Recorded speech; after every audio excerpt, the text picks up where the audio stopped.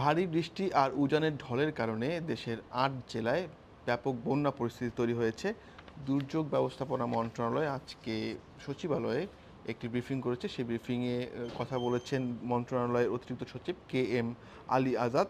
তিনি বলেছেন যে দেশের এই মুহূর্তে যে ভারী বৃষ্টিপাত হচ্ছে, পাশাপাশি আ আ অভিন্ন যে নদীগুলো রয়েছে সেই নদী দিয়ে যে পানি আসছে সেই পানির কারণে কিন্তু ৮টি জেলায় বন্যা পরিস্থিতি দেখা যাচ্ছে এবং তিনি বলেছেন যে সেই বন্যা পরিস্থিতি মোকাবেলার জন্য দুর্যোগ ও ত্রাণ মন্ত্রণালয় থেকে এরই মধ্যে ব্যবস্থা নেওয়া হয়েছে। প্রায় নগদ ১,৮৭,০০,০০০ টাকার মতো তারা বরাদ্দ করেছেন। এর পাশাপাশি ৯০০ মেট্রিক টন চাল এবং ১৫,০০০ প্যাকেট শুকনো খাবার তারা মজুত করেছেন এবং তারা বলছেন যে সেনাবাহিনী এবং নৌবাহিনীর সমন্বয়ে একটি উদ্ধার তৎপরতা আসলে চালানো হচ্ছে।